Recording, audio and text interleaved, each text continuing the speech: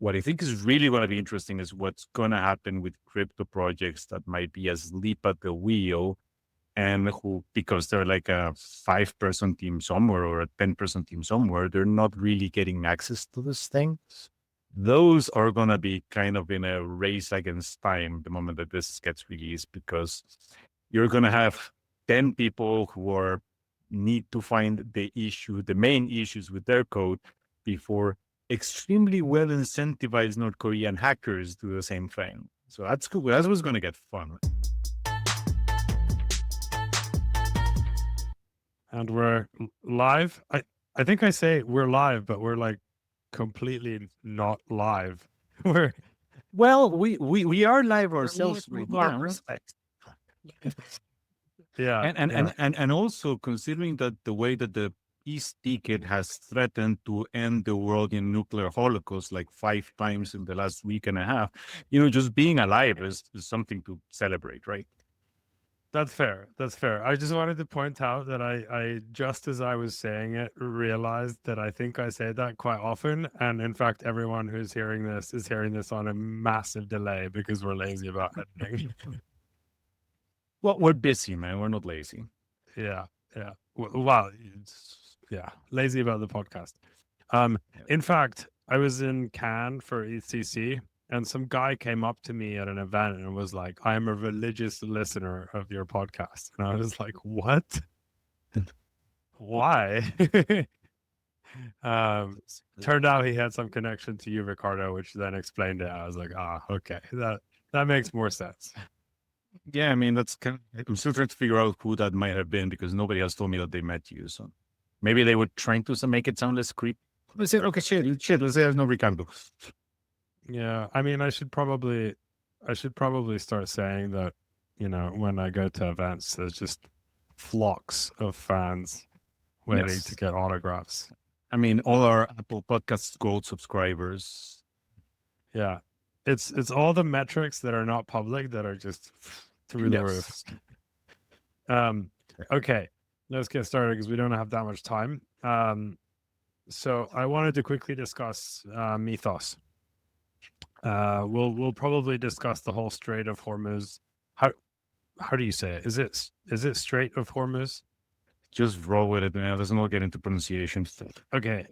Just as a quick tangent, there's also a fantastic video about the gaze of Hormuz, which is an interviewer asks probably like an American college girl or something like that, if she feels like the gays of Hormuz are being discriminated against. She's like, yeah, I think they're always discriminated against. Fantastic. Anyways, so Anthropic has announced a preview of their new model Mythos, which has very high scores on benchmarks, unverified. I mean, Anthropic for now, yeah, the benchmarks, and has taken a kind of different approach to this launch than most of the previous ones, where they've only given it to a few companies. I think it was like 8 or 9 companies or something like that. NVIDIA, Apple, that sort of thing. They say that it is like a national security threat, Mythos, and that it's like going to crack every cybersecurity thing, and like basically the internet is going to come crumbling down once everyone has access to this. I have a whole bunch of thoughts on this, but maybe we'll start with what you guys think, if you've paid attention to that at all, and how good of a marketing mechanism is it to say that your model is going to destroy the earth? Yeah, I want to start maybe with the marketing question, because that's an interesting one as well, and then we can kind of go into the performance side of what we expect. But on the marketing side, like there's this great article from 2019 where OpenAI says its text generating algorithm GPT-2 is too dangerous for release. So Dario was at the time at OpenAI, so it seems like he's very good at running this marketing playbook in particular. It is more true, obviously, in some sense, and I assume if you have pretty good intelligence, that you just like throw a lot of compute at this, and you'll probably find a lot of errors in code that is kind of important and is widely distributed across the world. So that kind of is true. So it's like, it's true. It's also just the way Dario markets these things from the beginning of time as well. So it's not quite that the whole world will end, but I assume it is true actually that they have found a lot of stuff and a lot of like critical stuff. And given how much software humans have written in the world, now this is flipped very clearly, where it used to be so that, oh yeah, the AI slop kind of code creates problems. I think we're in the flipping of like, oh, the human code is unreliable, because think about how much humans have written this stuff and no one checks like the libraries they use and stuff like that. So yeah, then, but I don't know if the launch, yeah, whatever. Let someone else go. Well, it hasn't launched yet, as far as I know, not in general availability. There was also the source code leak, but I'm not sure that how big that is without like the whole thing and the whole thing does as well. The look, I don't recall that they phrased it exactly as it's going to end the world, but they did phrase it as, yes, this is a massive issue finding tool. I mean, that is fairly believable considering the progress that we have seen so far, and the fact that already with Claude 4, I think they were highlighting significant issues even on closest projects just through general experimentation, just black box experimentation. So I don't think there's any. I mean, I don't think there's any particular reason to doubt why that is. Why they would be full of shit, basically. Then the fact that they're going at the rollout in a gradual manner makes sense. Of course, they're also, by the way, it's not just that they're full of shit about this finding issues. They are advertising issues that they have found already that they discuss with the teams ahead of time. So it's not like this is an exaggerated claim that has yet to be tested. What I think is really going to be interesting is what's going to happen with crypto projects that might be asleep at the wheel, and who, because they're like a 5-person team somewhere or a 10-person team somewhere, they're not really getting access to this thing. Those are going to be kind of in a race against time the moment that this gets released, because you're going to have 10 people who need to find the main issues with their code before extremely well incentivized North Korean hackers do the same thing. So that's cool. That's what's going to get fun. I don't know. This is I don't think that this is going to like bring down banks, but I do suspect that this is going to lead to a massive number of surprises on crypto projects, particularly projects that have been relatively dormant, where people just keep the money and forget about it. A lot of the Ethereum stuff that is very much fire and forget. I would be worried about those.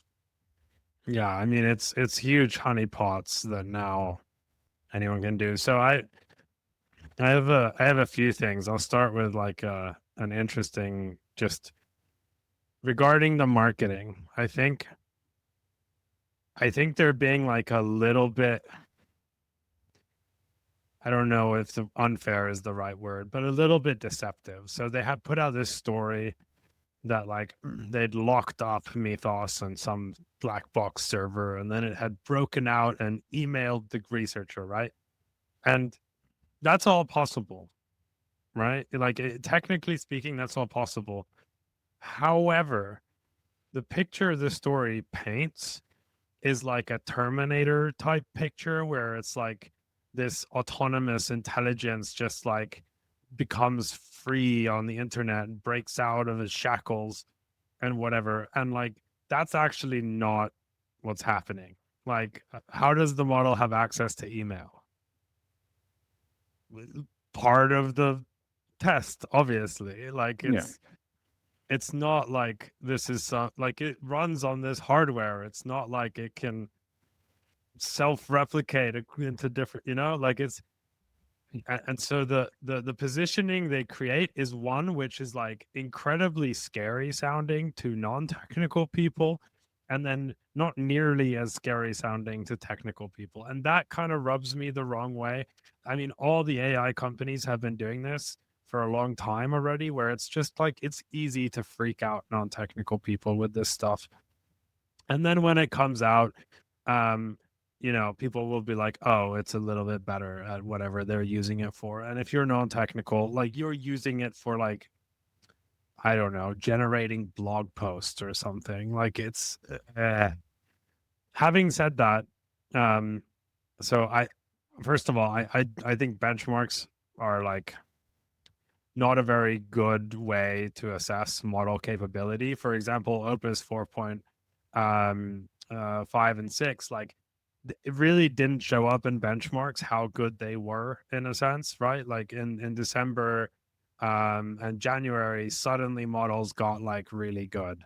And then we had this whole OpenClaw boom and all this other stuff.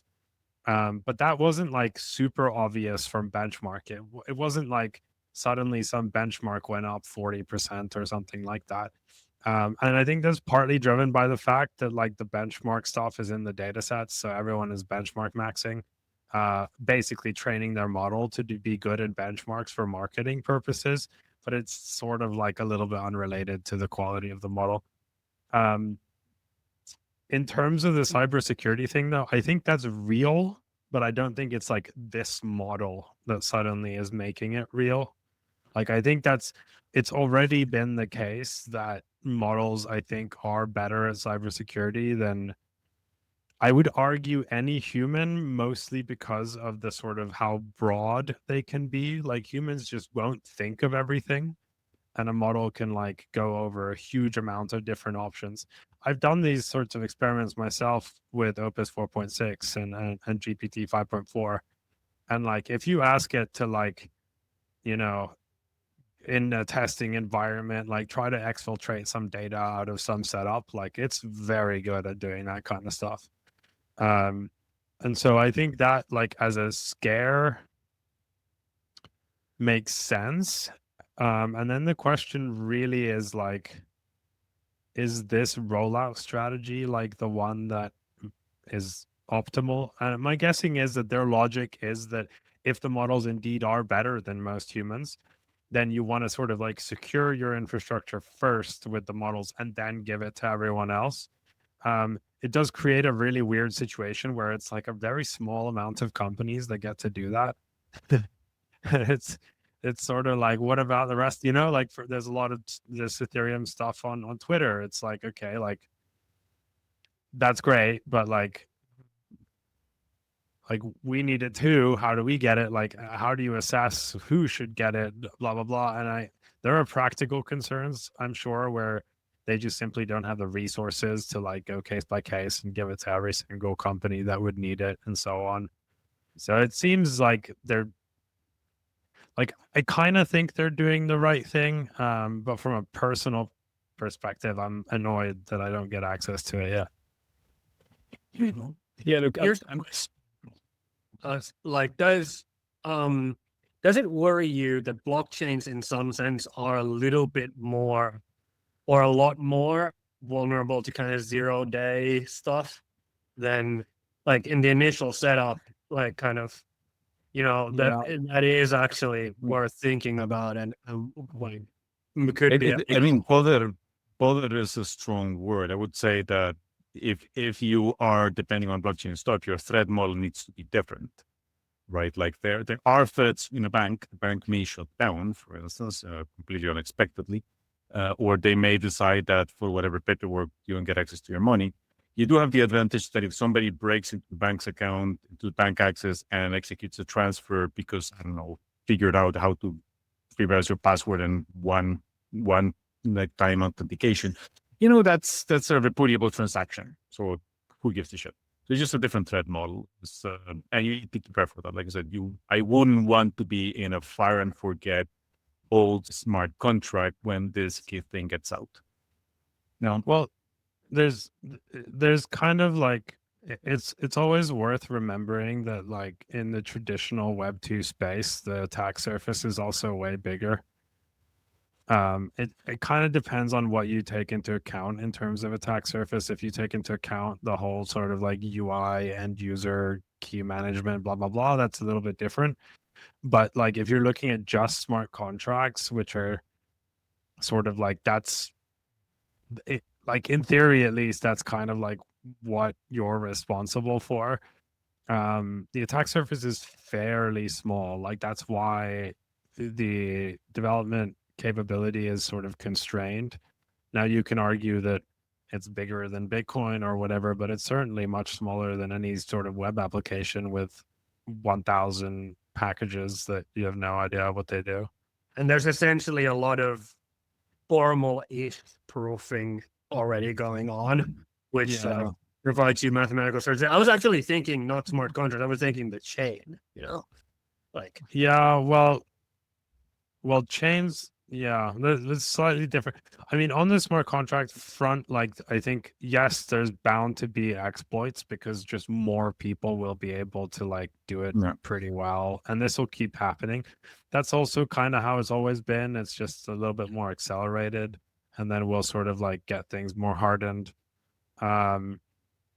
On the chain level, it's a little bit different because like, I mean, Ethereum people are going to hate this, but like chains can kind of like stop. Like if there's like a fundamental bug, you would expect some kind of hard fork. And in order to really abuse that bug, you need to have a lot of like validators under your control. So just the sheer fact of distribution makes it a little bit harder to exploit those things, but I'm sure we'll see that kind of stuff as well. Might be good to have a culture just in case there's some edge case here where like I don't know which part of the stack it would be, but something that hey, like we need to stop the chain, we need to upgrade, and we need to do you know what the problem is though? If you're arguing that you're decentralized, then it goes out the window if you have tight validator coordination. Yeah. But honestly, I think it's gonna be RWAs all the way down. Like and in those circumstances, like you get most of the benefits of traditional systems in respect to being able to recover from problems. I also suspect a lot of things are going to operate on something like an L2 model where the chain is there mainly for kind of like settlement security, but you do have more control. Like I suspect that in the future, there will be pretty blatant censorship of transactions. This is maybe a controversial thing to say. I don't know if it is, but like, for example, if I'm Base and I'm running the sequencer and I have the ability to basically just like simulate what transactions do, and I get some transaction that's clearly trying to exploit something, just block it, like, and I think that kind of stuff is bound to happen more. Same probably for some kinds of spam, like it'll start looking more like traditional systems in a sense. But it is a concern, I think. Like smart contracts specifically are a little bit concerning because they're such obvious honeypots. Like they're globally available honeypots, and that's not really something that exists in other systems.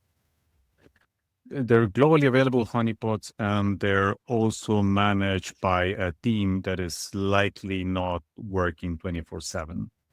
I'll say Solana has them have like risk management stuff now. Like if protocols have like threat response things. Depends on how you define big and depends on how you define risk management, right? Like we don't need to go into like thing. Yeah, okay, that's fucking huge. That's not big, that's huge. That is what the largest lending protocol. That's not just big. Guys, we're in crypto, so from our perspective, like Aves, we're still making it. We're still only a quarter of this scrappy little thingy. Anyway, I wanted to address a few of the things that you brought up. So first, like the benchmarks thing, I agree. Benchmarks tend to be useless. For me, benchmarks are basically the equivalent of that student that everybody knows that had really good fucking grades, ahead of the class, and they were completely useless at anything practical once they got out in the real world. Like I care about the second part. Having said that, you mentioned that the current models were already pretty good at finding bugs, and I agree. But there is a certain factor of the balance between how much help or how much guidance you need to find the thing, and how much you can do automated. That's thing one. And second is the complexity of the issue that you find. So for instance, there were a lot of like open source people up in arms and like, yeah, Mythos is not that great. We pointed some open weights models at the same issues and I found them, which sure, if you tell it like, go look for a bug in this project or in this few files, you're definitely never within the scope. The question is how much can the model do by itself, which is, I guess, the evil twin, having a callback to an episode, to one of our old episodes, is the evil twin of whether the model does progress or the model releases you to do progress, still progress, right? In this case, it's a question of how much work do you, as an evil researcher trying to find bugs, needs to put in. And the second that is said is the factor of the issue complexity. If this model is capable of finding a much more obscure bug than the previous ones, that is a bug that is a lot more likely to escape either human researchers or researchers using an older model. So this can significantly increase the damage with just to say 5-10% more issue finding potential, right? So those are definitely two things to keep in mind. I'm not going to go into the unfairness of the other things because that's the whole issue of opinion. And I don't think that whatever marketing they're doing is nearly as deceptive as the ones that we have seen with, say, Magic Leap, they are a startup and whatnot. Like this is probably just presented with like a lot of makeup on. But this is anyway. Scary, right? Like sure, of course it is. And I think, quite frankly, I think that the whole space should use a little bit of fear of God in it. Like, I mean, look at the drift. Look at how it went with crypto. Okay, yeah. Like, look at it. The team was asleep at the wheel while this was happening for about 6-8 hours.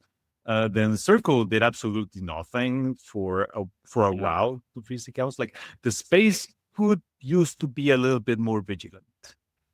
Yeah, I agree. I mean, we all know that there's still like a lot of protocols where people are handling hundreds of millions and they're using MetaMask.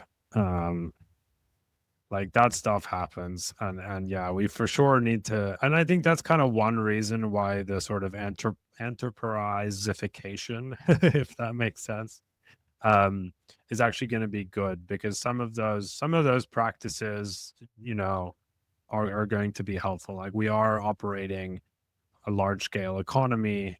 We need our processes to reflect that. One thing I wanted to ask you guys about, though, just to like close off on the AI topic. So there's this thing, you may have heard of it. I think it was called clean room implementations. Basically, the idea was like you have some open source package, but it's licensed under, I don't know, GPL or something. And you can just tell AI like, okay, replicate this packet for me without the license. And this was somewhat controversial in the traditional software world. But I think it actually hits crypto maybe quite a lot, because crypto or the blockchain industry has always had a culture of open sourcing. And with AI, up until the last year or two. Yeah, well, with AI, like it doesn't matter what license you use. It doesn't matter how you structure it. If you're putting code out, like people will be able to copy it very quickly. And you can argue like at some scale, it maybe doesn't matter that much. Like, if you're Ethereum or whatever, sure. But I think for smaller projects, like the traditional path of like open source very quickly, I think that's very, very risky from a competitive standpoint. And so I wonder if this is going to lead to, let's say, like, especially like smart contract projects, if it's going to lead to basically like much more closed source implementations. Wait, I'm not sure what your impression is on this, but okay, so let's separate open source from source available, right? Like arguably the latest app is source available, but it's not an open source license. So that's thing one. But Second is point is source available and open source makes no sure. difference anymore. But what I was going to say here is that I'm not sure that that is even that much of a trend anymore in some chains. If you look at is closed source. yes, and even if you look at quite a few big protocols on Solana, they tend to not be open source. They release a client, they have verifiable builds, and they publish audits against the build hashes or what have you. But they're not necessarily open source. So I don't think that the open source trend, I think the open source trend was dying already. And yeah, this is probably going to be the final nail on the coffin. But I'm not sure. Maybe the market growth anyhow has made it so that in very rare cases is the code itself like your competitive moat, and like even without relying on that as your kind of, I mean there are exceptions to this of course, but the most in the 99 percentile cases it wasn't going to make you anyway. So I don't think it's the issue there is that if the code is the moat or not. The issue is how quickly can somebody be up and running to compete with me? And if it takes them 3 months to reproduce whatever you're is a doing, long time. And if you're building from scratch, it will take you some time. In the age of AI, maybe not, but like within any implementation, there's a lot of assumptions, and like as good as AI could be, it probably won't one-shot them in the same way that you've done them. And so it does create spread. And so if everyone is using AI, we kind of have a game theoretic standstill. But if you are further along and you put code out, then the other team is like, copy this. Thank you.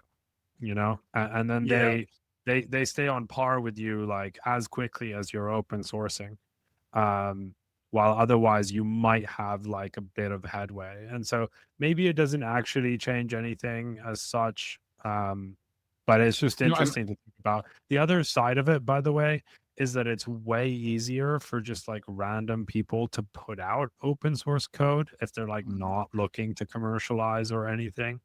So like there's kind of like these two sides to it. One is like maybe we just get a lot more open source code, but then like commercial code is more like back to being closed source. And by the way, one asterisk on the clean room thing, because already the clean room requires a lot of finger quotes when dealing with open source projects, where chances are you're not feeding the repository to the model while trying to clone it, but the model was probably trained on the repository at some point. So that requires a lot of finger quotes, but there's a major difference. You just pull tests and you're like, I need this system. Pass these tests. Yeah, here's the thing. Even if there are no tests, there's a major difference between the crypto space and say the web space. If you're just cloning Next.js, for instance, which was I think the main example that comes to mind for me. If you're just cloning Next.js, even if you've never looked at Next.js itself, you have a vast array of projects that use it out there that you could use as examples of how this thing is supposed to act, right? When with crypto projects is not going to be like that. Some are going to give you an SDK, some are not. You don't necessarily have as many samples to train from. So I think that on the fewer examples that you have, the less defensible the argument that this is actually a clean room implementation is.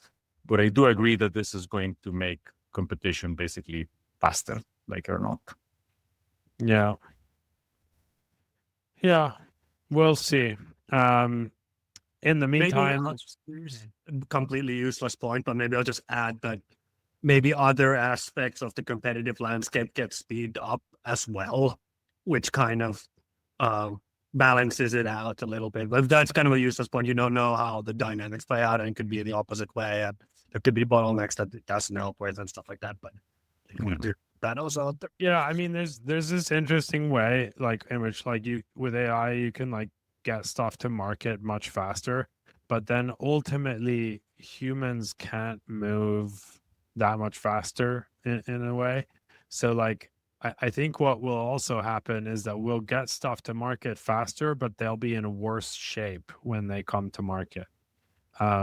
Because as much as you can speed things up with AI, like you will not be able to build a good understanding of what's going on that much faster than you used to before. Like, or like faster for sure, but like not as fast as code generation, you know? Yes. And which means that we'll probably have more problematic deployments. Interesting side effect that this may have, that this actually may have, and we have seen this in other areas. So I'm fairly sure it's going to translate here as well. Is that our as the community's perception of what is a battle tested project is likely to shrink significantly. Where you're 3 months old, you have a couple $100 million TVL, and you haven't gotten penetrated yet. That's like what my grandfather was using, probably, kind of thing. Yeah. Well, in different areas, we've already kind of gone through that. Like I would argue that, for example, crypto exchanges have only been treated as like pretty safe for like a couple years, and many of them, like I don't know, Kraken, I think Coinbase have the reputation of being fairly safe, but like that was not the case for like many years when they were starting out, because every exchange got hacked, and the hacks would happen like 2 years in or 3 years in. Yeah. So I think that same Bybit got recently, so or semi-recently. What got? Bybit they got. Oh yeah. It wasn't the exchange exactly, but sure. I mean, the thing with hacks is like whether you should assume that there's a good chance you'll be hacked. You want the damage from the hack to be minimal, and then ideally you want deep pockets so that you can have a credible narrative for why you're going to survive.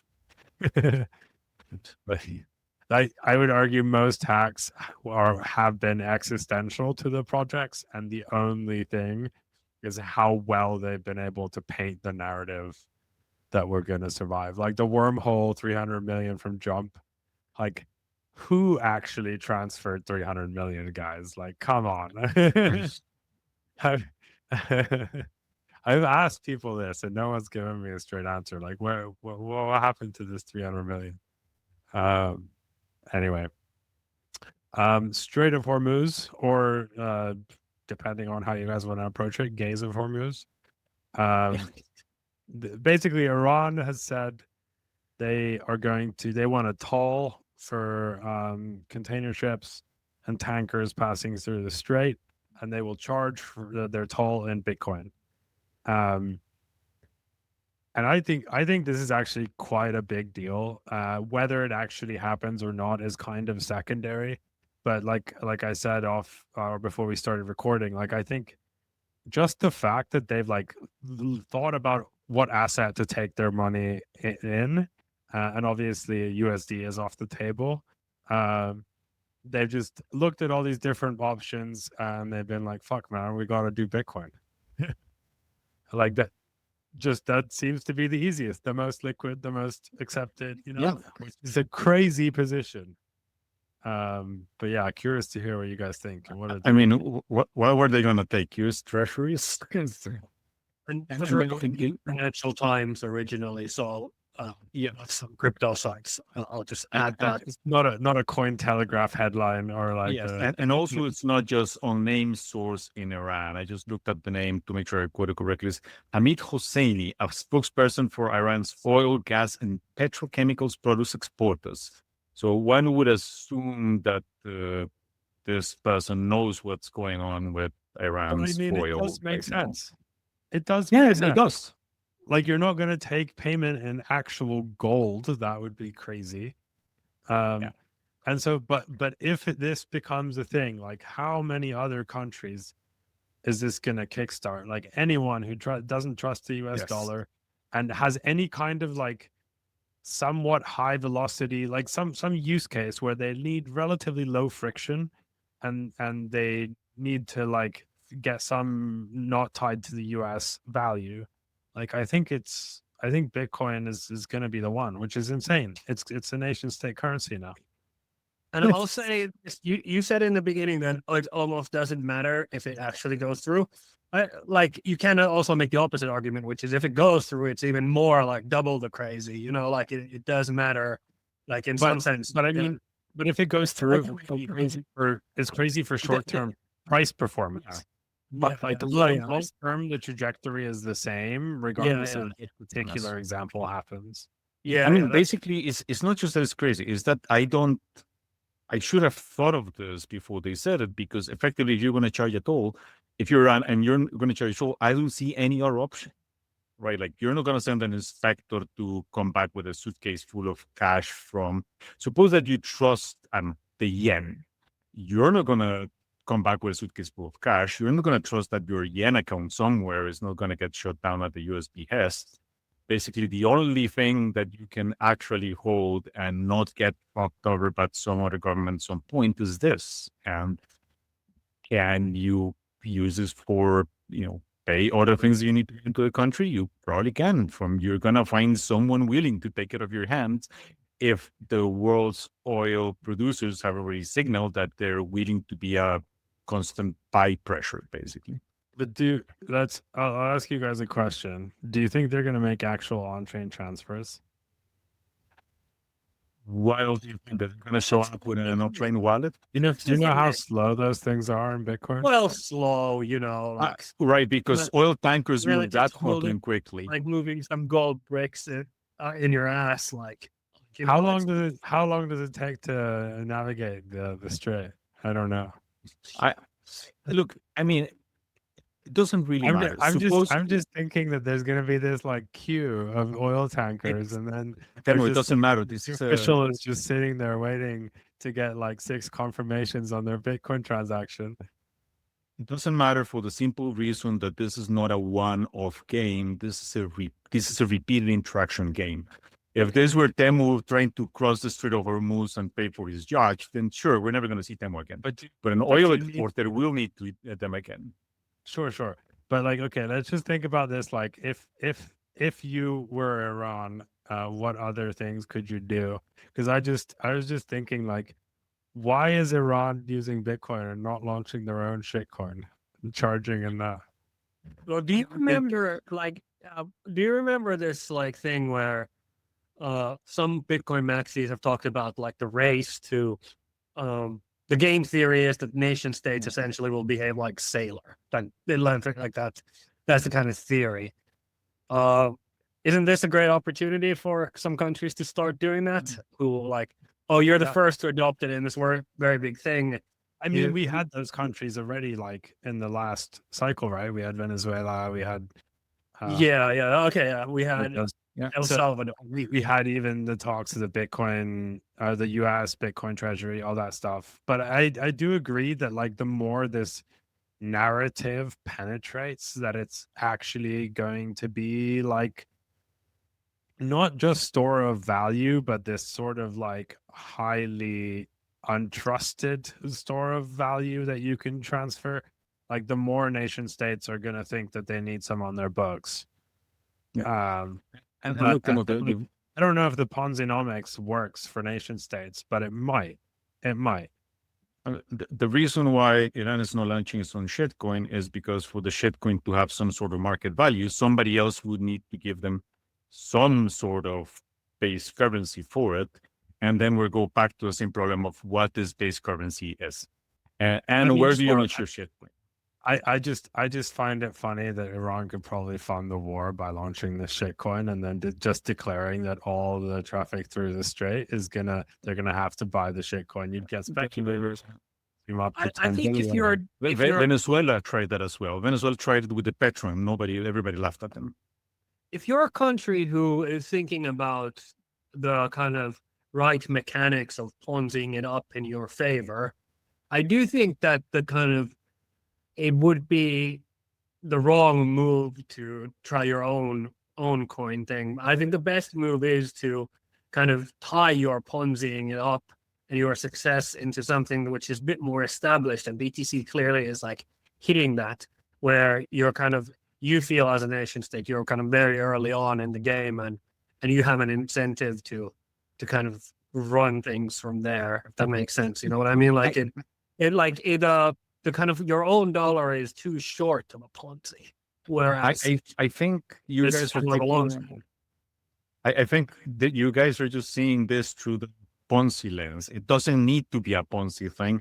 Even if Iran has in their projections that Bitcoin is Ricardo, look, you're overthinking this. Iran needs money now. That's what I'm saying. But in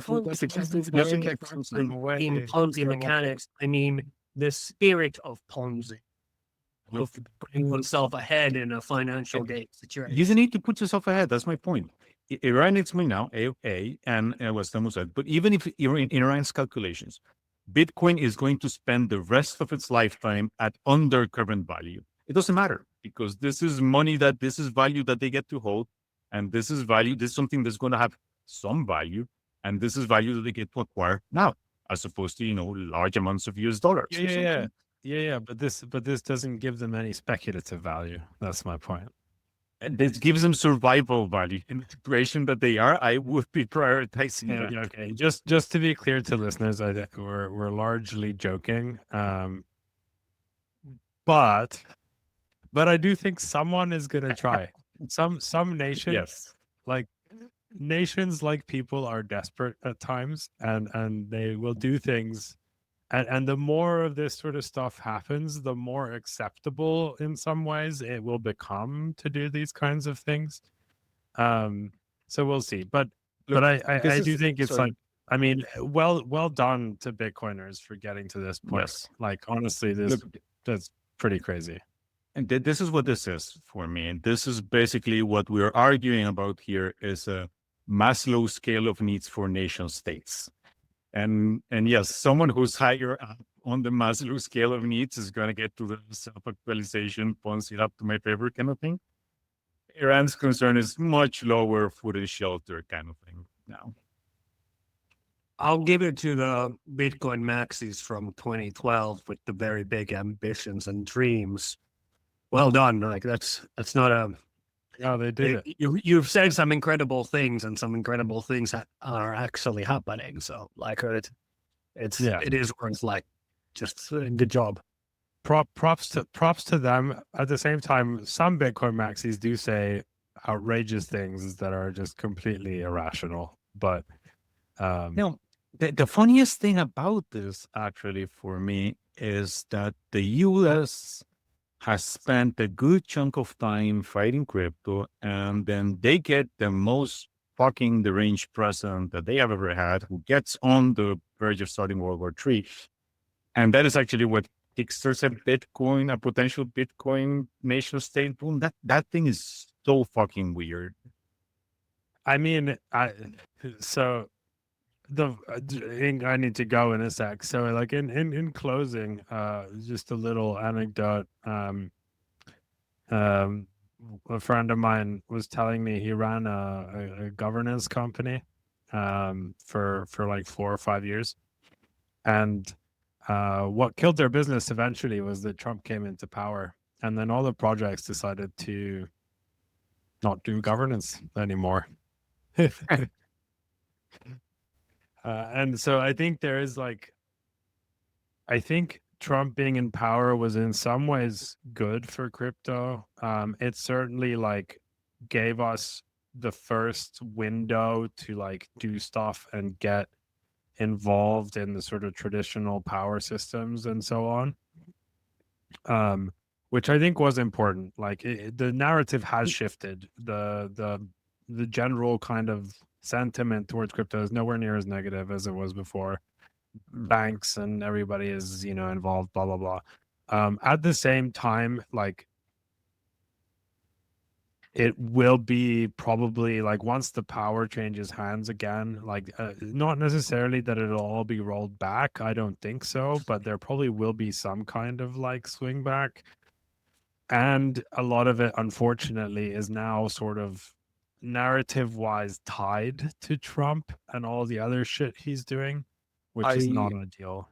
I don't think it's just that, and I wouldn't narrow this down just to crypto. By the way, and it is unfortunate that for this to happen, the U.S. had to reach to a point where it's looking like a democratic rock bottom of sorts. But what this has happened has not just been happened to crypto. What this has happened has made a whole lot of people, a whole lot of countries basically realize that the US is a fucking manic depressive that you cannot trust. Basically, you cannot rely on this being there for you. Now, this is going to have ripple out slowly through the EU, but it's definitely going to have. Can I just present a brief counter? I think yes, that's true. However, if the next regime in the US, whatever administration, is more stable, and are they're just like, guys, we're sorry, like this was crazy, we're not going to do that, like repair relations, I think they will get by. Like yes, people don't want to trust them, but also like there is still an opportunity to come back. If this keeps going across administrations, then it's like a persistent pattern that like you have to like take it into consideration in every deal you make. But I do think they could still roll back and be friends with at least Europe. Friends, I'm gonna finger quotes friends. I think that depends entirely on how existential the current change has been to you. Is the EU going to go back into trade deals? Yeah, probably. If I am a future Taiwan administration, am I going to bet on believing the US promises of future protection? Probably not. I'm going to start making plans. If I'm a small country, I may get invaded. I'm not going to be holding plans. Everyone, but this is like somewhat something like this always happens to some degree, right? Like you make these political deals, things go a certain way, maybe they don't work out, maybe they do, and then things get rearranged. But like it's not like no one is going to make deals in the US, and if the US acts rational for like the next 10 years, then people will forget all about it, and then the same thing will happen. Like it's they will recalibrate, but again, it's not like, oh yeah, we need to, if I don't know, 6 countries start buying Bitcoin during the next 3 years because of the uncertainty, they're probably going to keep that for a while. They're not going to play that everything's going to go sane again. For sure. But I think the bigger thing here in some ways is the fact that the US has a lot of work to do to earn the trust back. And I'm not sure, even with another administration, if they would be actually willing to do that work. And that I think is maybe more the sticking point, where like they would need to consistently and over a long period of time kind of demonstrate that they're basically sorry for all this. And I don't know if that just like fits in with any party. Like they're still, global world power mentality. They don't really like bending the knee to anyone. Not saying that they need to, but like humility is not like one of their greatest assets. And so I think that might be the reason that people ultimately like long-term recalibrate rather than, this 4-year period. Thank you for joining us to bask in our geopolitical expertise. Oh yeah. Yeah.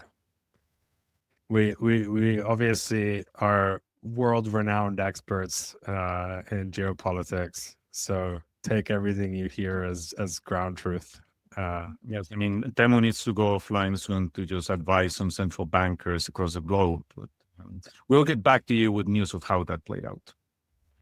Well, Mika ponzifies their local economies.